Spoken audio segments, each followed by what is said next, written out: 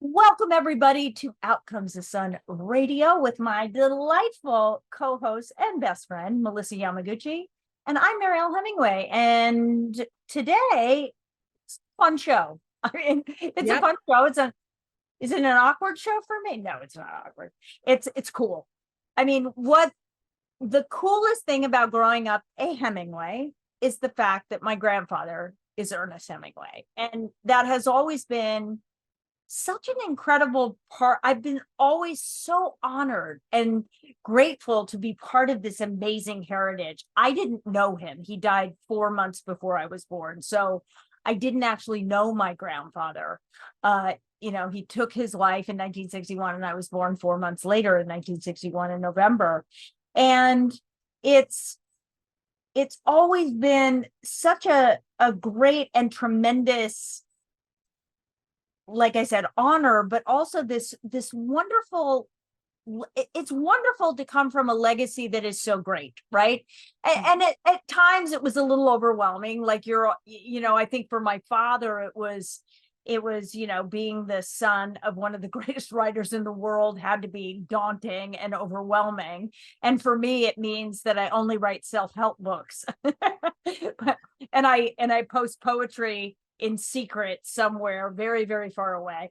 But I always believed that being a Hemingway was an honor, but it was also something that you had to live up to. Like I remember when I was very big in the acting world, and people would say to me, "Well, what's it like being a Hemingway?" And I would say, "Well, it's great, but it sometimes gets you in the room, but to stay in the room, you've got to show your own talents. You got to step up to the plate." But I also think that it requires you to behave in a way that is like really heightened. And I don't know. I feel this. Am I making sense? I feel this desire to be very Worthy of the name. I mean, look, yeah, the name yeah, Hemingway carries really strong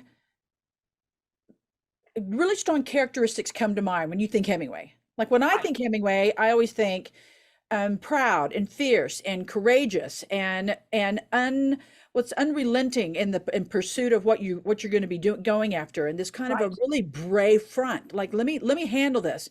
And I didn't know your grandfather, but from everything I've read, as some people struggling with aging is really. I mean, your grandfather was hunting in Africa and riding with the bulls and I mean, he was doing Yeah. everything so amazing. It was classic adventure, and Yes. so to realize that you're aging and that all of these incredible stories and life adventures that he experienced. I mean, he Yes. volunteered to ride in the World War One to ride in the ambulance to rescue people, and he was a volunteer ambulatory driver to rescue our soldiers. I mean, the soldiers from. So his life was so full of adventure, and to realize that all of this macho, masculine, grabbing life by the horns energy that he carried was dissipating, had to be Yeah. overwhelming and daunting. Absolutely. I mean, I've always said that the reason why he took his life is because he couldn't do the very thing that he loved so much. Yes, I know he suffered depression and Yeah, all these different things, and he was being medicated, but he also had a tremendous amount of trauma to his brain, right? And we know yes, from doing this show that trauma to the brain can cause all kinds of issues. And yep, then on top of it, he drank a lot because that was the generation. They thought it was more macho. manly. Yeah, And if you went out with another guy, you had a drink together, and then when you were a womanizing, you had a drink, that's right. whatever. But that was the life then.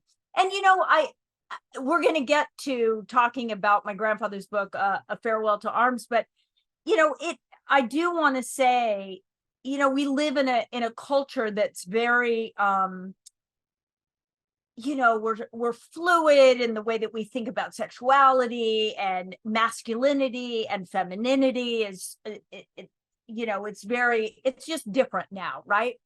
And so when people talk about my grandfather and they say, "Oh, he was this macho guy, macho white guy," well, yes, he was, but he also lived in the 20s and the 30s and the 40s and the 50s. It wasn't like living now. And Right. I often think that if he were to do his life now, he would Yeah. be an environmentalist. I mean, Yeah. he loved nature. He loved being outside. They say, oh, well, he killed all these. Yeah, but that was then. And nobody knew that animals were going to be He was a extinct. product of his society, as advanced as he Exactly. was, and he would have morphed and evolved and changed because he was always Of morphing and course. evolving and changing anyway during that time. And he was insanely intelligent. Some of the things that he says about life and his philosophy about listening, about seeing people and having courage, Mm-hmm. these things were, those are timeless. Yep. His thoughts about the world, and that gets me to the book, that we were going to talk about today, A Farewell to Arms, which is you and I, we both love this book. It's Yep. one of my favorites. I mean, I can't really say that there's not a book that he has written, and it's not just because he's my grandfather. He's just such an extraordinary writer. And when I was a kid, I remember the first time I read one of his books, I read An Old Man and the Sea, like every other kid, but my dad obviously gave it to me early. I was probably 11, and I read this book, and I remember thinking to myself that he was talking to me, that my Yeah. grandfather was talking, like I had some image in my mind that, or like sense that I was being guided. Anyway, there's I probably all love that. Well, confusing, that's one of the but genius of his writing style, that is that is he the pulled genius you of in. his And writing. you may Yes, think, well, I'm going to read this and I'll see if I want to read the book. And if you've read page 1, you're already in page 40, because it's just, he draws you all the way through, even maybe before he identifies his character. He's setting the stage. absolutely, He's telling you the snow on the leaves absolutely. and the crisp crunch of the leaves as I walk down. I mean, it's like he's describing everything from, you're right there with him walking through the path. It's fascinating. Yeah, it is fascinating. And the way that he wrote is also, the thing that is also very interesting is that, many people have made movies. They made, I think what Love and War or something, Yes. with, who was that? Who they make that movie with? Oh, that guy. Who's that guy? Geez, I'm losing it. Oh, I can see him. Me too. Big smile. Isn't he British? No. Is he? Anyway, The show's not about movies today. yeah, they make movies about, they've taken his books and made movies from them. And the funny thing is, he wrote wonderful dialogue, but it's prose. It's not dialogue. It's Right. not script. Like when you read a script, it should be words that come out of a human's mouth. And Yeah. they're not, because he was an artist. Yes. He was making things so that, that you got this feeling. So sometimes the movies would just fall so flat because they're not words that were meant to be spoken. They were meant to be read. Yes. Right? There's a It's a difference. different An absolute thing. difference. You feel like it's intimate and you understand it. But when you say them, you're like, this is awkward. There's no like beginning, Yeah. middle, and end. But when somebody writes, it's a whole different thing. And, Entirely. my grandfather changed the way probably the world wrote from his generation on, I think he gave because of permission. it bringing this lean simplicity to Yeah. be the way people wrote. Yeah. He gave it permission. He gave them permission when they saw how successful he was, Mhm. because people related to the way he spoke to them in normal terms. It wasn't this, nothing against Shakespeare, because I love Shakespeare also, but it wasn't this lengthy, long, and thine eyes from the, it wasn't this long, Yeah. lengthy, where people felt as though they couldn't grasp the meaning of it. Now, certainly there are other authors, but nobody really captivated the readers like Hemingway. He was really masterful at bringing everybody right along with him. And he wrote from a lot of his own experiences, which really makes Absolutely. it even more, you feel like you're with your friend and he's sharing with you, like I can just, you're around a campfire and he's saying, so I was walking, imagine this, I'm out in the bush and I'm hiding behind in the great white, and you're like, what happened? You're right there with him. It's fascinating. Yeah, I love his description more. I mean, it's one of the things that my father passed on to me because my father was a great, like, I don't even want to say environmental. He just loved nature. He was out, he was hunting, he was fishing, but he was out in nature for probably, 90% of his daylight hours. He was on a river, he was in the mountains, he was hiking, he was, or in the sea doing something. And I know he got that from his father. Sure. But Ernest loved the texture of places. Like, when we talk about this book that we're talking about today, A Farewell to Arms, the description of him being in those hills and the way things smelled and the way they felt, it's actually intoxicating. Yes, the it way is. that he describes things. And he spent hours choosing a word. I think about my flippant way of just like when I write stuff, I'm and I just let it come. He labored over words, just one word and what it meant and how it tied into the other words. I don't know. I'm Well, pretty for our audience who has not read A Farewell to Arms, I, as a layman, non-Hemingway here, would like to really, really encourage people to pick this book up. If someone said, "Oh, well, I read Hemingway. I've read the sun. The sun also rises. What is it? Yes. Oh my God! No. And I've read For Whom the Bell Tolls and Old Man of the Sea. Please read A Farewell to Arms. Because I think today the relevancy of A Farewell to Arms is this. In this book, which is, I don't want to give away the ending, but it's this fascinating book about the true horrors of war. And the way that the book is written in narration form from this Lieutenant Henry, but he's really speaking about it in past tense. So he's telling you something he's been through, and he's bringing you along this entire episode. And along the way, Lieutenant Henry falls in love with a Nurse Catherine, and they fall in love. And so the juxtaposition is he's in this horrific World War I, and he's a volunteer ambulatory driver for Italy. But he takes some shrapnel to his leg, and he falls in love with Nurse Catherine. So in the middle of this horror of people dying around him, and them rescuing people, and the shrapnel and the bullets flying, and people, the tragedy and the horrific outcome of war, he's describing love and falling in love, and this incredible joy of love, so much, and allowing himself to deeply fall in love, to the point where he at one point mentions in the book, I don't remember how far down it is, but he says something to the effect of, this word only is important, only 7,000 dead. And the point about it is that the word only was used. That's the most important thing to me. It's like, if only 7,000 were dead, how many more needed to die before it was significant? But he was in love, and he's walking through this tragedy of life, saying only 7,000 dead, but he's going on to describe this love with Catherine, not because he's calloused, but because Lieutenant Henry needs to survive.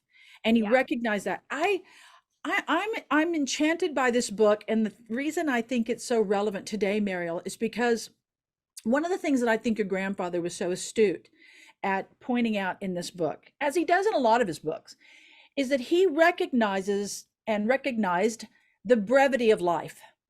And life is never as long as we want it to be. And so our number one job is to seize the day and to grab all the joy we can in every single moment. So yes, he's driving this ambulance, and they're picking up the wounded and the dead, and they're collecting the only 7,000 bodies that they've got that week or month. But he's still in love. He still sees a woman and falls passionately in love with this gal. And I mean, it's so impressive how the juxtaposition of love and war. I mean, that's why they called the movie Love and War, right? They called it that, because Farewell to Arms is actually based on a poem that was written by somebody, can't remember the name of, but I didn't know that. Yeah, it was written. For Whom the Bell Tolls. Yes. is also based on something. He kind of always took something I like from that. something else and used it in his titles quite often. And also, he's talking about a somewhat similar situation that happened to him. He was Yes. he was an ambulance driver. Hmm. He went and he volunteered to be an ambulance driver in this, this war that was happening, and he was in the hospital. He got hit by, like whatever, shrapnel and the whole thing. Yeah. He was in the hospital and fell in love with a nurse, Agnes Karowski, I think her name was. Anyway, Catherine is much more romantic. Sorry, yes, Agnes. I think so. I think that's why he chose a different kind of name. And and one of my favorite pictures of him in life is when he was in this hospital, and he's on his side, and he's looking at the camera in this big, huge, I mean, very distinctive Hemingway smile. And he was very young. I mean, he had to be in he was probably 20. He was probably, or maybe even 19. I mean, he was super young, but he chose to go there, and he always was searching passionately for these adventures that were going Yes. to change his life. That's what, and my opinion is that that's why he drank and did these things, because he was always trying to get to that place again Yeah. where you're walking the razor's edge of courage and fear Yep. and love and war, and Yep. the turmoil of those two giantly diverse emotions, and Yeah. yet how close they are, right? Because Yes. they say that, like, it there's such a it's very fine line between love and hate. There's this thing that happens. So, and love and war it's a similar thing. I mean, because you hate war, right? Or you don't like it very much, one hopes. Well, the thing is also, I think life is really hard. Yeah. Life is very, and I think a lot of having to face the pain of life can be very overwhelming, no matter how courageous and strong Yes. and brave you are, and how Yeah. fast you can outrun the bulls. Life is a tough challenge for a lot of us. I wanted to, and I know it's completely off a farewell to arms, but I found a quote. I pulled out some of my notebooks, some the my old Can notebooks. I interrupt to tell our audience that you used to be a school teacher and used to teach Well, my this? mom was my teacher too. My mom introduced Oh Hemingway. yeah. And Yeah. so my mom taught literature, American lit. And I remember saying to her, why didn't you study European lit? Because there's too many fascinating authors in America. I wanted to stick with American lit. So Wow. she encouraged me into that direction. And so this love of American literature has trailed down our family for years. And Yeah. there's one quote that I found in my notes that I wanted to read today. And I was like, oh, shoot, we're talking about A Farewell to Arms. But this one that I wrote that I really wanted to read to you also was from For Whom the Bell Tolls. And it says this: Today is only one, this is your grandfather's writing. Today is only one day in all the days that will ever be. But what will happen in all the other days that ever come can depend on what you do today. And I love that. I love that. And I highlighted that in my notes, and I thought that right there is so powerful. That's your grandfather's writing that I think Yeah. we celebrate in all of his masterful works. But Absolutely. What and it's so relevant when we're talking about relevancy today, because everybody's trying to be present, trying to stay in this moment, that's the very definition of being present, yes, right? What you do right now, how it happens, will create this future, yes, this future that we don't know what that is, but it's always the moments. He was so good at encapsulating very finite moments I and think that's really expressing them so that you got a guttural sense. I mean, you read the quote, and I've heard the quote many, many times, and I still get emotional. I still, it take, like it goes to your heart in some way. I love that. I think that between that quote about understanding that everything you do in every moment can determine what tomorrow brings. Yes. Between that and then a farewell to arms theme of life is short, and grab all the joy and the adventure and the love and all the Yes. advantages that life brings in the today, grab it. So what you Yes. do today depends on what determines tomorrow, but while you're here, grab it. I just Yes. think that I know your grandfather took his life, but man, he loved life. He He lived did it love so life. And I fully. think that was the dichotomy there, is that he wasn't living the life that he loved to live. Yeah. Like he was on, it was like, he's going to the Mayo Clinic, they're giving him shock treatment, they're doing these things back when it was probably more archaic than it is now. Yes. Yes. And, he was starting to not be able to live that life. Yes. And it's a very relevant point. Well, it's relevant because my daughter is in London right now, and this morning she said something. We were talking about her day, and she told me that she walked past this older man who probably she couldn't really tell age. My daughter's 23, so I think that when you're 23, you can't tell the difference between 65 and 145. But she said, "He's older, Mom. He's like a little older than you." And I was like, "Great, okay, so he's really old then." So she walked past this gentleman, and he said to her, "Hello," and Seiji turned and said hello, and I'm going to have to paraphrase because I didn't hear all the conversation exactly, but something to the effect of hello. And he said, "It looks like it's going to rain." She said, "Do you have an umbrella?" And he said, "You're very kind." After a little bit of banter, he said, "You're very kind." And she said, "Oh, thank you." And he said, "Nobody ever talks to me."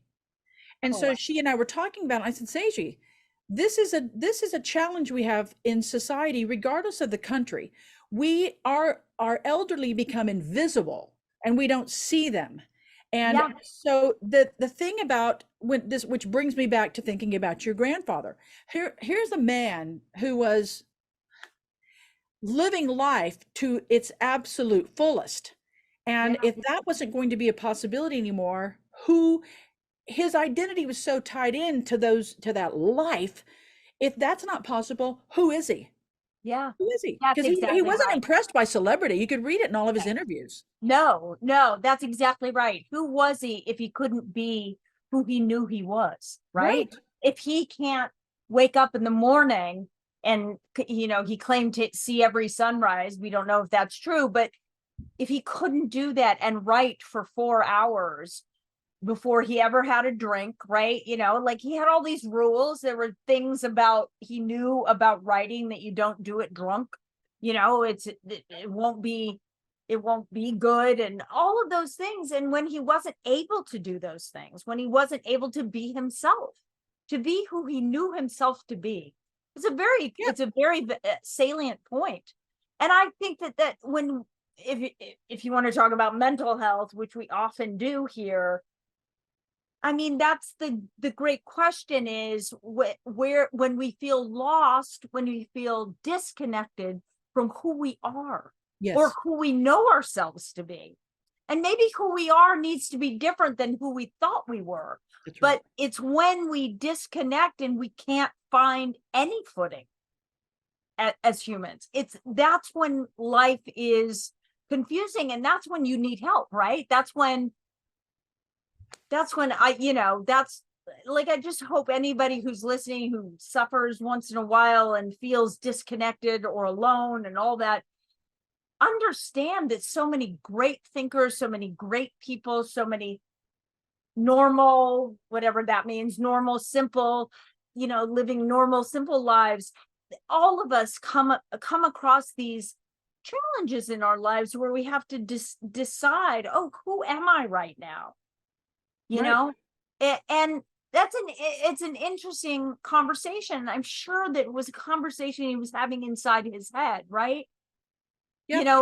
And lately you and I have been talking about people that we know, that some of them have friends, and some we can tell they don't have friends, That's right. They don't right? have friends. Because you can tell they're not bouncing ideas off people. I mean, I'm so grateful for my relationship with you, and my grateful for my relationship with Bobby, because we bounce things off each other. Yes. You need a place for those ideas, even if they're crazy, even if they're cruel for a moment. You're in a safe place to say a nasty, angry thing, but you can come safely back and go, gosh, I don't know who I Well, would if you don't say. have friends to bounce ideas off, you're talking in stereo. You're Yeah, just like, rolling around yeah, yourself. There's something I want to bring up also. I want to read. I'm sorry, I'm reading so much because I wrote this down because I love it. I just love your grandfather's writing. Henry is considering two alternate Lieutenant Henry, who is our protagonist and our main character, which is the alter ego of Ernest. Henry is considering two alternate ways of being a man, either going off on your own to engage in nature or enjoying women and sex. Well, okay, first of all, that's your grandfather. Your grandfather. Either going off in nature to enjoy nature and really grab the adventures of riding with the bulls and hunting and riding Yeah. and fishing or finding some women. Oh, Papa. Oh, Papa. Does remind me a bit of Bobby. I, anyway, if you don't know, Bobby's my significant other, and that pretty much sums him up. He certainly works really hard, but he loves nature. He does love me, so that's nice. Yeah, he is. But He is. there's something about there's something, you know what that is? I mean, we can joke about it, but that's passion. It's a person with passion. Intense It's passion. when you're going outside, if you're taking a walk, or like in a movable feast, he's walking up the Swiss Alps, and to go skiing, because back then they didn't have chairlifts. You hiked up to ski down, right? Crazy. But he talks about it was like you're earning this ride down, and he talks about the sweat and the feel of the snow and how heavy and how tired, and then earning the evening of a great meal and a glass of wine, and then making love to your wife. So awesome. He I was mean, passionate. He loved living life fully. he lived it 100%. And Yeah. I think that what I take from it, Hmm. because I'm not running with any bulls and I'm not chasing any tail. So what I am going to do, what I can do, because it's all about how do I get better today than better today than yesterday, 1% better every day. And after being reintroduced to your grandfather's writings, after, going through my notes, I realized that, too much life passes by so quickly and people go, oh, my kids are already 20. Well, Yeah. gosh, from 2 to 20, there's a lot going on. And I I don't think I'm better than anybody by saying this. I'm just telling you, I never have felt that. I loved every single age my kids were. I never thought of them as terrible twos or tantrum threes or whatever the little monikers they would give them, because I embraced those times when my kids were saying no, because I knew that was vital to their independence, that they learned to say no. I do it. And even though I wanted to do it for my baby, I understood the value of it. So every single year my kids have been alive, I've just been jumping all in, whether it was 10 and a half or 14, whatever it was. I was fully engaged, so happy. But I do realize that this grabbing of life every single day is so vital to make sure that I am living it fully. There's an old Yeah. quote, and I can't remember who said it. I don't want to crawl gently into my coffin. I want to slide in sideways as the lid snaps down and go, woo, what a ride. And that's what, Yeah. yeah. Well, I love that. I love that. And that's how you should approach anything you do, whether it's parenting or grandparenting, as I'm Woo. going to be able to do. So, I mean, I'm doing it now, but I don't see them as much as I'd like. But I mean, that's how you should approach life, right? Yep. I love this conversation. I love this conversation because that's what great writing does. Yes. Evokes thoughts that make you think about how you're living your life, right? Mhm. It's not just about the story. A great book will take you into a place where you go, oh my gosh, I've thought those thoughts. Oh my gosh, I felt that way. Oh my God, whatever. Right. Oh, I would love to live a passionate life. Oh, I wish I was more adventurous. I mean, I just love all that. It's all good. It's I all do good to too. me. Well, this was fun. This Yes, was it a good was. fun show. Yeah. Thank you, Thank you, Papa. everybody, for listening in. Here we are on Dash. We're also on Spotify and YouTube and Apple and probably other places that I'm forgetting. But Dash, we are on the expansion channel, So if you're looking on Dash, it's actually a really cool way to listen to our show, because soon we will have other shows on this channel called Expansion, and it's a channel that both Melissa and I have put together with some artists and thinkers and crazy people providers that are so much fun. You're gonna have a really good time checking out some of these other shows, because they're really interesting, with really interesting perspectives on life. We've tried to have a broad spectrum of ages and people, and I think you're really going to love it. So stay tuned, because that's coming in the very, very near future. So October 1. October 1. October 1, we launch Expansion Network on Dash Radio. Thank you all so very much for listening to us. I'm Mariel Hemingway. That's Melissa Yamaguchi. If you can't see her, I'm telling you, she's cute as a button. And I love her. Anyway, we'll see you next time. Thank you so much, everyone.